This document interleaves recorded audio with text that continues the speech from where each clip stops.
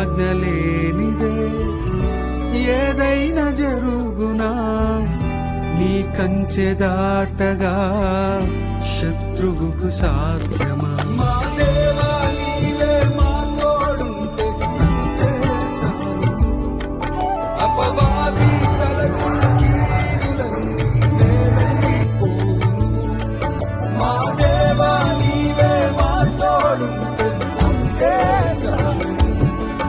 అపవాది తలచిన కీడులన్నీ